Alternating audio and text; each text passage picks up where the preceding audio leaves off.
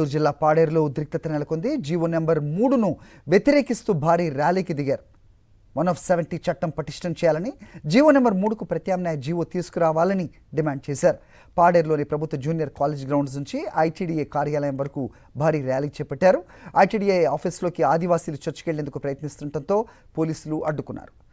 1/70 act జోలికి వస్తే సహించేది లేదన్నారు. జీవో నెంబర్ 3పై సీఎం చంద్రబాబు ఇచ్చిన హామీని నిలబెట్టుకోవాలని డిమాండ్ చేశారు. గిరిజనుల హక్కులను కాలరాస్తే సహించేది లేదని గిరిజన సంఘాల నేతలు హెచ్చరిస్తున్నారు.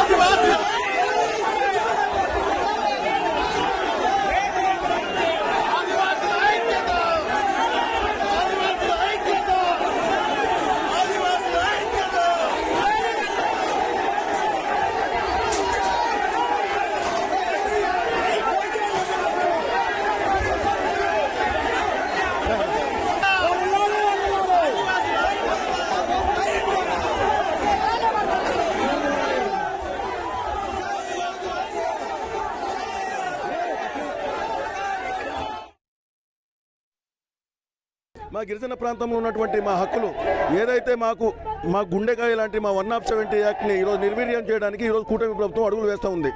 దానికి ప్రధానమైనటువంటి ఉదాహరణ ఏంటంటే విశాఖపట్నంలో జరిగినటువంటి ఒక హోటల్లో జరిగినటువంటి ఒక కార్యక్రమంలో ఈరోజు స్పీకర్గా సభాపతి స్థానంలో ఉన్నటువంటి స్పీకర్ అయ్యన్న పాత్రుడు గారు ఆ రోజు మాట్లాడుతూ గిరిజన ప్రాంతంలో అభివృద్ధికి అడ్డంగా ఉంది కేవలం 170 యాక్ట్ అని చెప్పేసి ఆ రోజు మాట్లాడడం జరిగింది. అంటే మా గిరిజన ప్రాంతంలో ఉన్నటువంటి 170 యాక్ట్ని నిర్వీర్యం చేస్తే ఇక్కడ ఉన్నటువంటి మా ఆస్తులు ఇక్కడ ఉన్నటువంటి మా అపారమైనటువంటి కనీస సంపద అంతా దోసుకుపోవడానికి చూస్తున్నారు అని చెప్పేసి ఈరోజు మేము అడుగుతున్నాం.